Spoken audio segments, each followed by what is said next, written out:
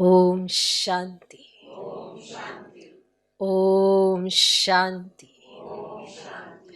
आज की तारीख है 19 नवंबर 2023। अव्यक्त महावाक्य, अव्यक्त बाप दादा रिवाइज कोर्स की मुरली, जिसकी ओरिजिनल डेट है 3 अप्रैल 1996।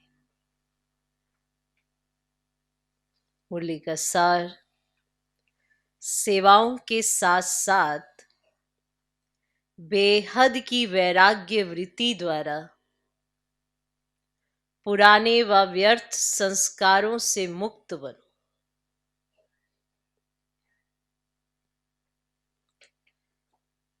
सेवाओं के साथ साथ बेहद की वैराग्य वृत्ति द्वारा पुराने व व्यर्थ संस्कारों से मुक्त बनो। सेवाओं के साथ साथ बेहद की वैराग्य वृत्ति द्वारा पुराने व व्यर्थ संस्कारों से मुक्त बनो। आज बेहद का बाप अपने बेहद के सदा सहयोगी साथियों को देख रहे हैं।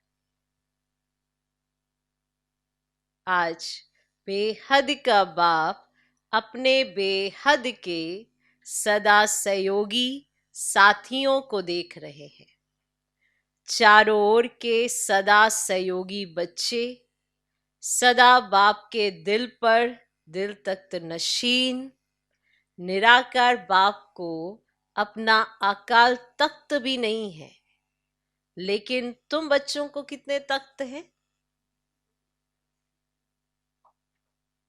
तो बाप दादा तख्त नशीन बच्चों को देख सदा हर्षित रहते हैं।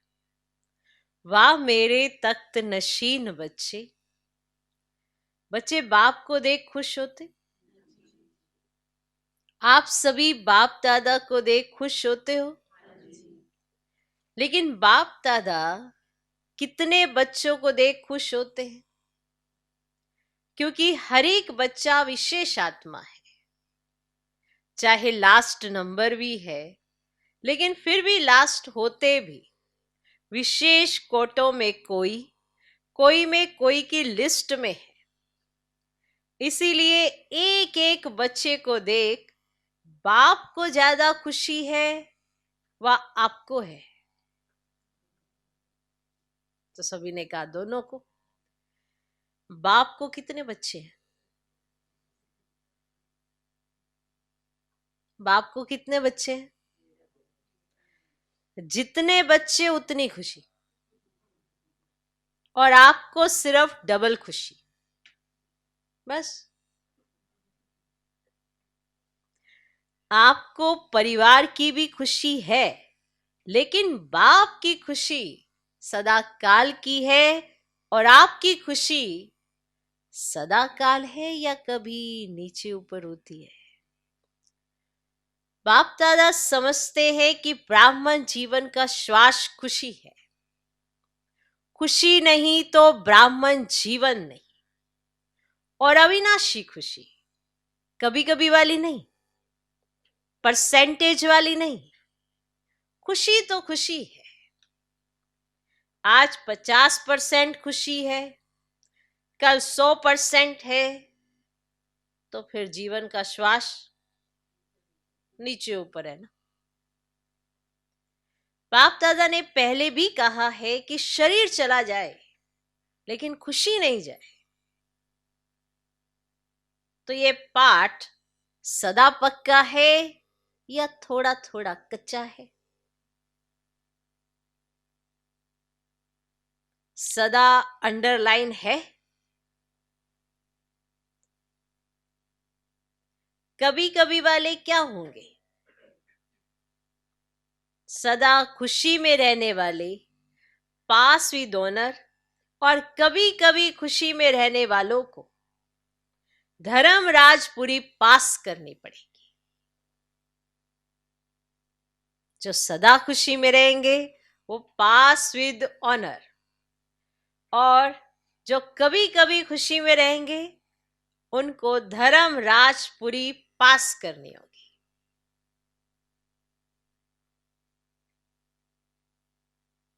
पास विद ओनर वाले 1 सेकंड में बाप के साथ जाएंगे, रुकेंगे नहीं। तो आप सब कौन?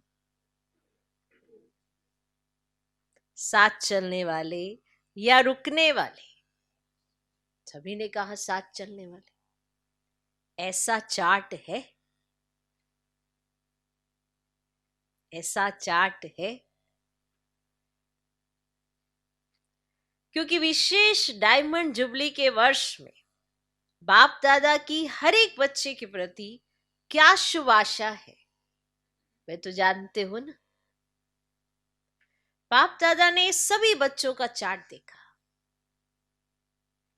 उसमें क्या देखा कि वर्तमान समय के परमान एक बात का विशेष और अटेंशन चाहिए। जैसे सेवा में बहुत उमंग उत्साह से आगे बढ़ रहे हो और डायमंड जुबली में विशेष सेवा का उमंग उत्साह है, इसमें पास हो। हर एक यथाशक्ति सेवा कर रहे हैं और करते रहेंगे, लेकिन अब विशेष क्या चाहिए? समय समीप है तो समय की समीपता के अनुसार अब कौन सी लहर होनी चाहिए?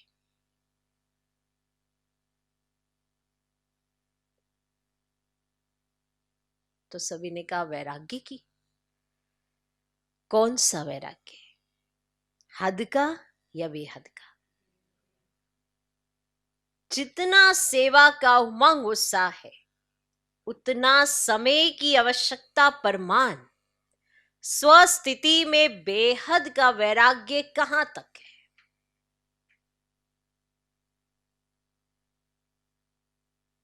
क्योंकि आपके सेवा की सफलता है जल्दी से जल्दी प्रजा तैयार हो जाए, इसीलिए सेवा करते हो ना।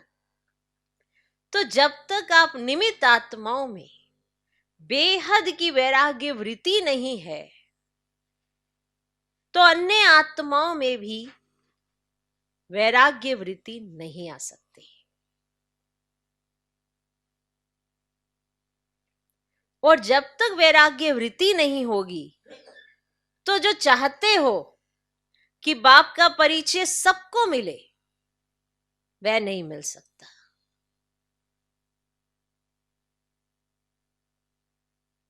बेहद का वैराग्य सदा काल का वैराग्य है। अगर समय परमान व सरकमस्टांस परमान वैराग्य आता है, तो समय नंबर 1 हो गया और आप नंबर 2 हो गए। अगर समय परमान या सरकमस्टांस परमान आपको वैराग्य आया, तो समय नंबर 1 हो गया और आप नंबर 2 हो गए। परिस्थिति या समय ने वैराग्य दिलाया। कोई परिस्थिति आ गई, समय ऐसा आ गया तो आपको वैराग्य आया। परिस्थिति खत्म, समय पास हो गया तो वैराग्य पास हो गया। परिस्थिति खत्म हो गई, समय पास हो गया तो वैराग्य पास हो गया। तो उसको क्या कहेंगे? बेहद का वैराग्य या हद का? तो अभी बेहद का वैराग्य चाहिए। अगर वैराग्य खंडित हो जाता है, तो उसका मुख्य कारण है देवभान।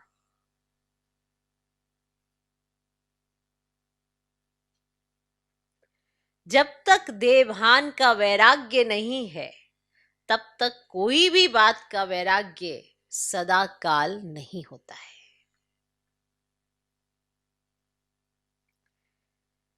जब तक देवभान का वैराग्य नहीं है, तब तक कोई भी वैराग्य, कोई भी बात का वैराग्य सदा काल का नहीं होता है,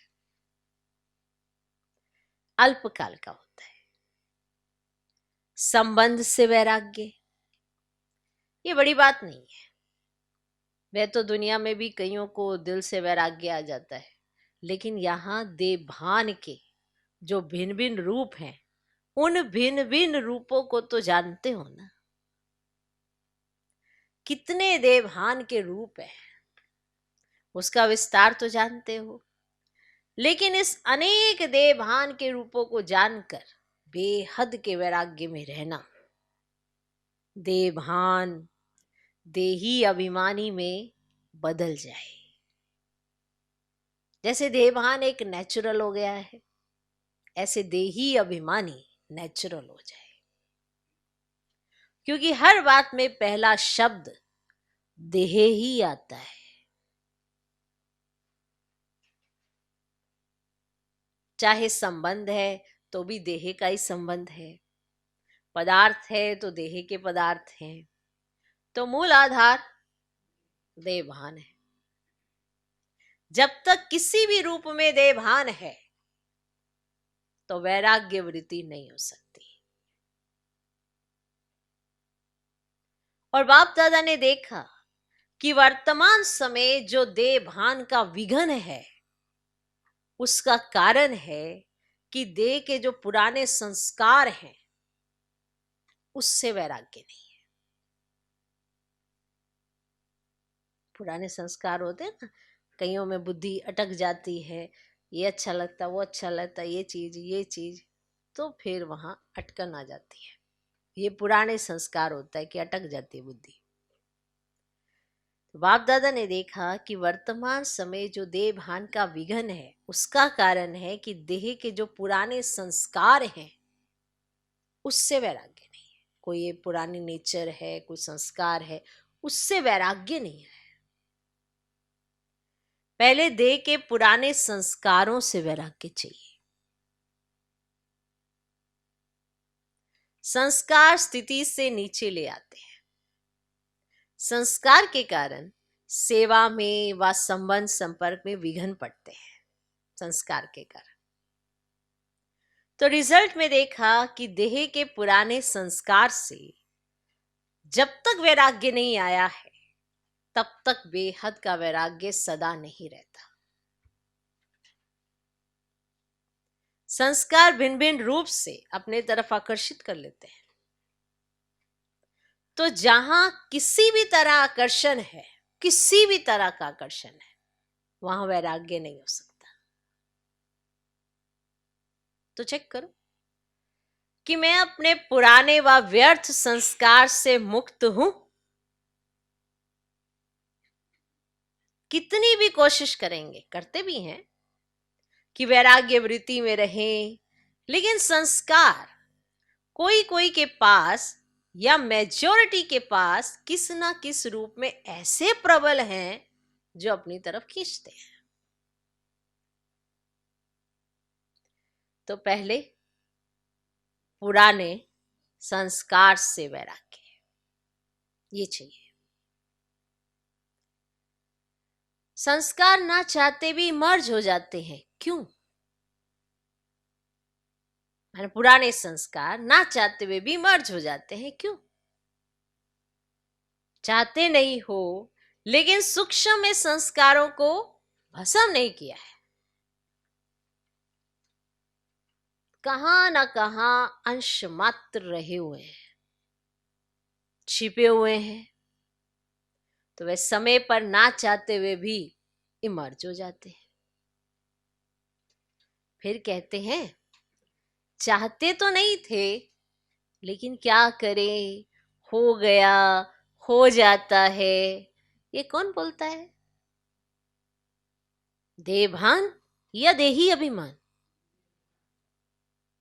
ये कौन बोलता है? नहीं चाहते थे, क्या करे, हो गया, हो जाता है। तो ये कौन बोलता है? देभान वाला या देही अभिमानी? तो बाप दादा ने देखा कि संस्कारों से वैराग्य वृत्ति में कमजोरी है।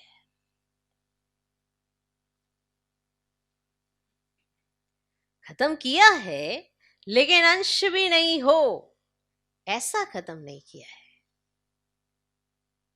और जहां अंश है तो वंश तो होगा ही। आज अंश है, समय परमान वंश का रूप ले लेता है, परवश कर देता है। कहने में तो सभी क्या कहते हैं कि जैसे बाप नॉलेजफुल है वैसे हम भी नॉलेजफुल हैं। कहने में तो सभी ऐसे ही कहते हैं कि जैसे बाप नॉलेजफुल है हम भी नॉलेजफुल हैं, लेकिन जब संस्कार का वार होता है तो नॉलेजफुल है या नॉलेजफुल है, फुल है या पुल है, जब संस्कारों का वार होता है। संस्कार समझ रहे हो ना? कोई भी पुरानी ऐसी एक्टिविटी या कोई भी ऐसी आदतें जो ना चाहते हुए आपके सामने आ जाते, कोई भी ऐसा आकर्षण, चाहिए नहीं, वैराग्य चाहिए, पर फिर भी आ जाते हैं। तो अगर संस्कार का वार होता है तो नॉलेजफुल है या नॉलेजफुल है? क्या है?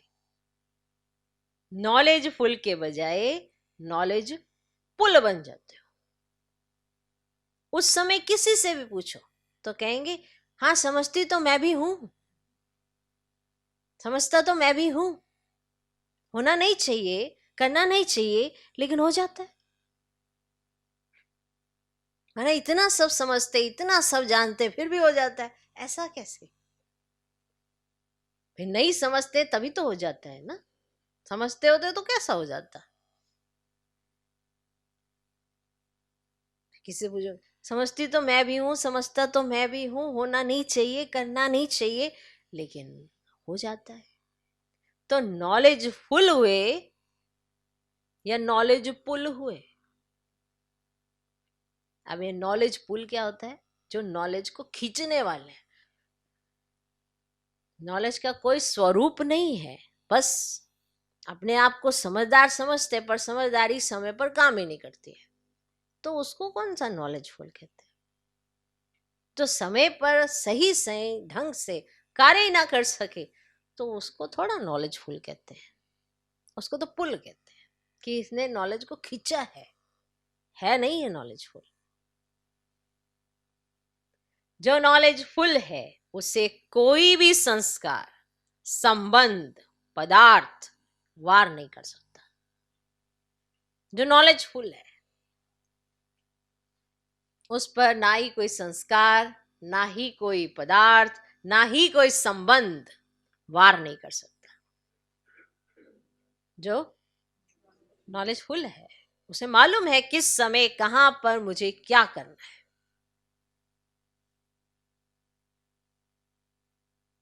तो डायमंड जुबली मना रहे हो, डायमंड जुबली का अर्थ है डायमंड बनना, अर्थात बेहद के वैरागी बनना। जितना सेवा का उमंग है उतना वैराग्य वृत्ति का अटेंशन नहीं है।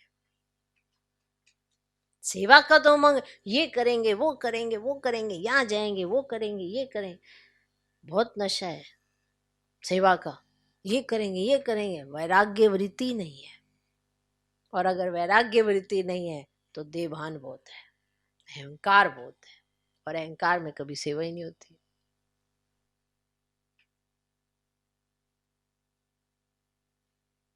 तो जितना सेवा का उमंग है उतना वैराग्य वृत्ति का टेंशन नहीं है, इसमें अलबेलापन है। चलता है, होता है, हो जाएगा, समय आएगा तो ठीक हो जाएगा। तो समय आपका शिक्षक है या बाबा शिक्षक है? आपने कहा समय पर सब ठीक हो जाएगा, ऐसा समय आएगा तो ऐसे कर लेंगे, ऐसा समय आएगा तो ऐसे कर लेंगे। तो समय आपका शिक्षक है या बाबा शिक्षक है? कौन है? अगर समय पर परिवर्तन करेंगे तो आपका शिक्षक तो समय हो गया कि जब ऐसा समय आएगा तो हम चेंज कर लेंगे। आपकी रचना आपका शिक्षक हो, ये ठीक है। तो जब ऐसी परिस्थिति आती है तो क्या कहते हो? समय पर ठीक कर लूंगी, हो जाएगा। बाप को भी दिलासा देते हैं, फिक्र नहीं करो हो जाएगा, समय पर बिल्कुल आगे बढ़ जाएंगे। तो समय को शिक्षक बनाना ये आप मास्टर रचयिता के लिए शोभता है, अच्छा लगता है? नहीं। समय रचना है, आप मास्टर रचयिता हो। तो रचना मास्टर रचयिता का शिक्षक बने, ये मास्टर रचयिता की शोभा नहीं। तो अभी जो बाप दादा ने समय दिया है, उसमें वैराग्य वृत्ति को इमर्ज करो, क्योंकि सेवा की खींचातान में वैराग्य वृत्ति खत्म हो जाती है। वैसे सेवा में खुशी भी मिलती है, शक्ति भी मिलती है और प्रत्यक्ष फल भी मिलता है, लेकिन बेहद का वैराग्य खत्म भी सेवा में ही होता है। एक अहंकार सा आ जाता है, मैं ये सेवा करता, मैं ये किया, मैंने ये किया, एक अलग सा अहंकार सा आ जाता है। तो सेवा में ही वैराग्य वृत्ति खत्म भी होती है। इसीलिए अब अपने अंदर इस वैराग्य वृत्ति को जगाओ। जैसे सेवा के प्लान को इमर्ज करते हो, ऐसे ही वैराग्य वृत्ति को जगाओ ना। कल्प पहले भी बने तो आप ही थे कि और थे? आप ही है ना। सिर्फ मर्ज है, उसको इमर्ज करो। जैसे सेवा के प्लान को प्रैक्टिकल में इमर्ज करते हो, तब सफलता मिलती है ना। बुद्धि में इमेजिन तो करते हो ना कि ऐसे सफलता मिल रही, प्रैक्टिकल प्लान तो बनाते हो ना। ऐसे अभी बेहद के वैराग्य वृत्ति को इमर्ज करो। चाहे कितने भी साधन प्राप्त हैं, और साधन तो आपको दिन प्रतिदिन ज्यादा ही मिलने हैं, लेकिन बेहद के वैराग्य वृत्ति की साधना मर्ज नहीं हो, इमर्ज हो। बेहद का वैराग्य इमर्ज रूप में रहे। ये नहीं कि साधन का इस्तेमाल करते करते साधना भूल गए। साधन और साधना का बैलेंस, क्योंकि आगे चल करके प्रकृति आपकी दासी होगी। सोचो, सत्कार मिलेगा, स्वमान मिलेगा, किससे? प्रकृति से। यहां मनुष्य मनुष्य से सम्मान और सत्कार चाहता है, यहाँ भगवान जब सम्मान और सत्कार देता है, उसकी वैल्यू को कम करता जाता है। अब सोचो, आने वाले समय में प्रकृति ने सम्मान और सत्कार देना है, लेकिन सब कुछ होते वैराग्य वृत्ति कम नहीं हो। तो बेहद के वैराग्य वृत्ति का वायुमंडल स्वयं में अनुभव करते हो कि सेवा में बिजी हो गए हो। जैसे दुनिया वालों को सेवा का प्रभाव दिखाई देता है ना, ऐसे बेहद के वैराग्य वृत्ति का प्रभाव दिखाई दे। आदि में आप सभी की स्थिति क्या थी? आदि में माने जब बाबा के साथ रहे, तो आप सभी की स्थिति क्या थी? कराची में जब थे, बाहर की कोई सेवाएं नहीं थी, साधन थे, लेकिन बेहद की वैराग्य वृत्ति के वायुमंडल ने सेवा को बढ़ाया।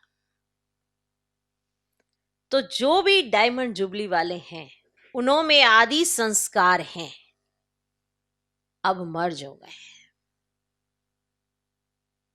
अब फिर से इस वृत्ति को इमर्ज करो। देखो, जिन्होंने आदि में बाबा के साथ वो समय देखा है, ठीक है, तो उनकी वृत्ति अलग होती है, और जो अभी आते हैं उनकी वृत्ति अलग होती है। जैसे कोई बच्चे ने कुछ नहीं देखा, तो उसको थोड़ा सा भी कुछ देखने को मिल जाता तो वो बहुत ज्यादा उछलता है, उसको लगता है कि अरे ऐसा हो गया, ऐसा हो गया। और जिसने बाप के संग अंग संग रह के सब कुछ देखा हो, तो उसे कोई फर्क नहीं पड़ता है। कुछ समझ आया? तो उसके अंदर की वैराग्य वृत्ति मर्ज रहती है। तो वो जो आदि के समय में था, तो साधन भी थे, लेकिन वैराग्य वृत्ति भी थी। अभी साधनों के पीछे का आकर्षण बहुत ज्यादा है। जिसके पास ज्यादा साधन दिखाई देते हैं, उसके पीछे ही समझते हैं कि यही सब कुछ ठीक है, और वैराग्य वृत्ति नहीं है। तो वो चीज खत्म होती है। इसीलिए जो रियल में देभान खत्म होना चाहिए, वो खत्म नहीं होता, और उसके चलते कुछ ना कुछ उल्टा पुल्टा उल्टा पुल्टा चलता रहता है। तो बाबा वही याद करा रहे हैं कि जिन्होंने आदि में देखा है तो उस समय क्या होता था, साधन थे लेकिन बेहद की वैराग्य वृत्ति के वायुमंडल ने सेवा को बढ़ाया।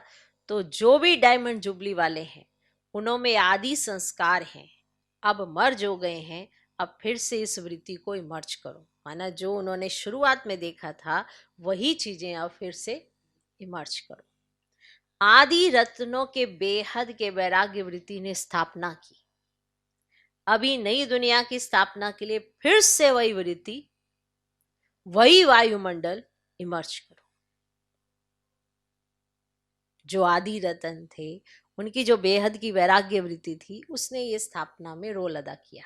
तो बाबा चाहते हैं कि अभी वही वृत्ति, वही वायुमंडल इमर्ज करो। तो सुना क्या जरूरत है, सुना क्या जरूरत है। साधन ही नहीं है और कहो हमको तो वैराग्य है, तो कौन मानेगा। साधन हो और वैराग्य हो, पहले के साधन और अभी के साधनों में कितना अंतर है। साधना छिप गई है और साधन प्रत्यक्ष हो गए हैं। अच्छा है साधन बड़े दिल से यूज करो क्योंकि साधन आपके लिए ही है, लेकिन साधना को मर्ज नहीं करो। बैलेंस पूरा होना चाहिए। जैसे दुनिया वालों को कहते हो कि कमल पुष्प समान बनो, तो साधन होते हुए कमल पुष्प समान बनो। साधन बुरे नहीं है, साधन तो आपके कर्म का, योग का फल है, लेकिन वृत्ति की बात है। यहां पे बात वृत्ति की है। ऐसे तो नहीं कि साधन के प्रवृत्ति में साधनों के वश फंस तो नहीं जाते। कमल पुष्प समान न्यारे और बाप के प्यारे, यूज करते हुए उन्हों के प्रभाव में नहीं आए, न्यारे। साधन बेहद की वैराग्य वृत्ति को मर्ज नहीं करे।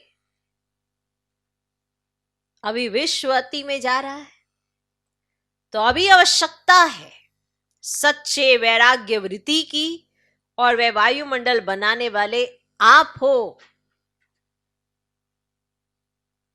पहले स्वयं में फिर विश्व में।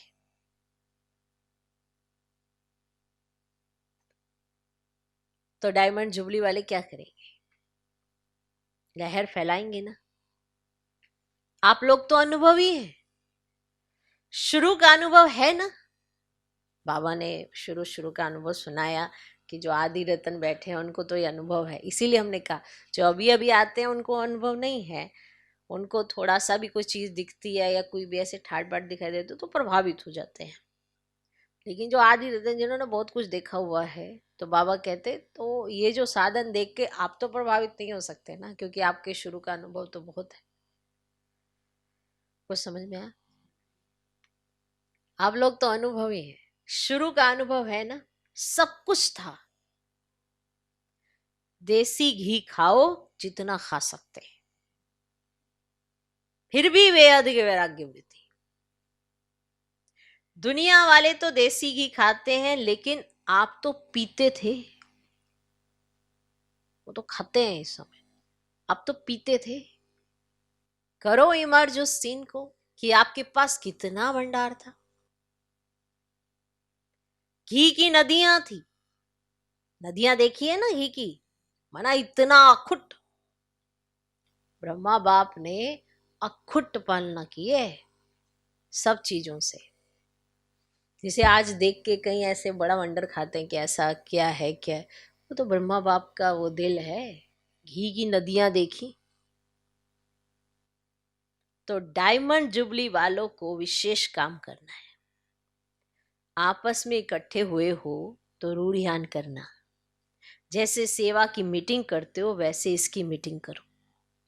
जो बाप दादा कहते हैं, चाहते हैं सेकंड में अशरीरी हो जाएं, उसका फाउंडेशन यह बेहद की वैराग्य वृत्ति है। नहीं तो कितनी भी कोशिश करेंगे लेकिन सेकंड में नहीं हो सकेंगे, युद्ध में ही चले जाएंगे। और जहां वैराग्य है तो ये वैराग्य है योग्य धरनी। इसमें जो भी डालो उसका फल फौरन निकलता। तो क्या करना है? सभी को फील हो कि बस हमको भी अभी वैराग्य वृत्ति में जाना है, सभी को ऐसा फील हो। अच्छा, समझा क्या करना है? सहज है या मुश्किल है? थोड़ा थोड़ा आकर्षण तो होगी या नहीं? साधन अपनी तरफ नहीं खींचेंगे। अभी अभ्यास चाहिए। जब चाहे, जहां चाहे, जैसा चाहिए वहां स्थिति को सेकंड में सेट कर सके। सेवा में आना है तो सेवा में आए, सेवा से न्यारे हो जाना है तो न्यारे हो जाए। ऐसे नहीं सेवा हमको खींचे, सेवा के बिना रह नहीं सके। जब चाहे, जैसे चाहे, विल पावर चाहिए। विल पावर है? स्टॉप तो स्टॉप हो जाए। ऐसे नहीं लगाओ स्टॉप और हो जाए question mark. Full stop. Stop भी नहीं, फुल स्टॉप। जो चाहे वे प्रैक्टिकल में कर सके। चाहते हैं लेकिन होना मुश्किल है तो इसको क्या कहेंगे? विल पावर है कि पावर है? संकल्प किया, व्यर्थ समाप्त, तो सेकंड में समाप्त हो जाए। आप दादा ने सुना है ना कि कई बच्चे कहते हैं हम योग में बैठते हैं लेकिन योग के बजाय युद्ध में होते हैं। योगी नहीं होते, योद्धे होते हैं। और युद्ध करने के अगर संस्कार बहुत काल रहे तो क्या बनेंगे? सूर्यवंशी या चंद्रवंशी? सोचा और हुआ।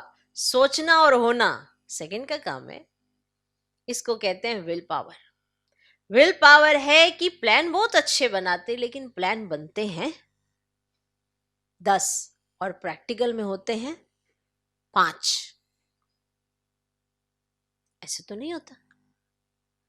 सोचते बहुत अच्छे हैं, ये करेंगे, ये होगा, वह होगा, लेकिन प्रैक्टिकल में अंतर पड़ जाता है। तो अभी ऐसी विल पावर हो, संकल्प किया और कर्म में प्रैक्टिकल में हुआ पड़ा है, ऐसे अनुभव हो। नहीं तो देखा जाता है अमृत वेले जब आपसे रूढ़ियान करते, बहुत अच्छी अच्छी बातें, बहुत अच्छी अच्छी बातें बोलते, यह करेंगे वह करेंगे, और जब रात होती तो क्या रिजल्ट होती? बाप को खुश बहुत करते हैं, बातें इतनी मीठी मीठी करते हैं, इतनी अच्छी अच्छी करते हैं, बाप भी खुश हो जाता, वाह मेरे बच्चे। कहते हैं बाबा बस आपने जो कहा ना होना ही है, हुआ ही पड़ा है। बहुत अच्छी अच्छी बातें करते हैं। कहीं तो बाप को इतना दिलासा दिलाते हैं कि बाबा हम नहीं होंगे तो कौन होगा? बाबा कल्प कल्प हम ही तो थे। खुश हो जाते।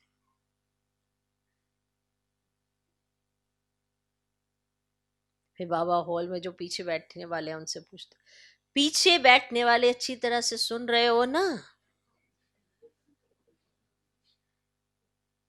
आगे वालों से पहले पीछे वाले करेंगे।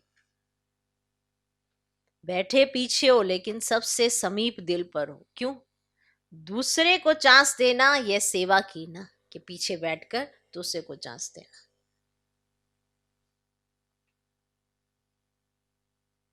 पीछे बैठ के बाप के दिल पर बैठने वाला हल्का होता है, उसके संकल्प नहीं चलते हैं। उसने चांस दिया दूसरों को तो वो बाप के दिल पर चढ़ता है। अगर पीछे बैठने से आगे आने के लिए धक्का मारना पड़े तो धक्का मार लेंगे। ऐसे क्या पीछे बैठे हो? ये देने के लिए बड़ी दिल होनी चाहिए। तो बैठे पीछे हो लेकिन सबसे समीप दिल पर हो। क्यों? दूसरे को चांस देना ये सेवा की ना, इसीलिए दिल के समीप होंगे। लेकिन अगर कोई आगे बैठ जाए तो पीछे वाले अपने संकल्प चला देते हैं, तो वो ना पीछे बैठे हैं ना दिल पर बैठे हैं, वो कहीं और ही निकल लेते हैं। तो सेवाधारी सदा बाप के दिल पर है। कभी भी ऐसे नहीं सोचना कि हम भी अगर दादियां होती ना तो जरा सा, लेकिन सामने तो क्या दिल पर हो, और दिल भी साधारण दिल नहीं, तख्त है। तो दिल तख्त नशीन है ना, कहाँ भी बैठे हो, चाहे इस कोने में बैठे हो, चाहे नीचे बैठे हो, चाहे कैबिन में बैठे हो, लेकिन बाप के दिल पर हो। और जो हल्का होगा, जो संकल्प नहीं चलाता, वो बाप के दिल पर बैठा होता है, क्योंकि बाबा का दिल का तो हल्का है ना, और आप इतने भारी कैसे बैठोगे, इसीलिए फिर खिसक जाओगे। अच्छा, चारों ओर की तख्त नशीन श्रेष्ठ भाग्यवान आत्माएं, सदा बेहद के वैराग्य वृत्ति से वायुमंडल बनाने वाले विशेष आत्माएं, सदा अपने श्रेष्ठ विशेषताओं को कार्य में लगाने वाले विशेष आत्माएं, सदा एक बाप के साथ और श्रीमत के हाथ को अनुभव करने वाले समीप आत्माओं को बाप दादा का याद प्यार और नमस्ते। हम रूहानी बच्चों की भी रूहानी बाप को नमस्ते नमस्ते नमस्ते। Good morning, good morning, good morning. आज का वरदान, एक वर्ता के राज को जान, वरदाता को राजी करने वाले सर्व सिद्धि स्वरूप भव। एक वर्ता के राज को जान, वरदाता को राजी करने वाले सर्व सिद्धि स्वरूप भव। वरदाता बाप के पास अखुट वरदान है, जो जितना लेना चाहे खुला भंडार है। ऐसे खुले भंडार से कई बच्चे संपन्न बनते हैं और कोई यथाशक्ति संपन्न बनते हैं। सबसे ज्यादा झोली भरकर देने में भोलानाथ वरदाता रूप ही है।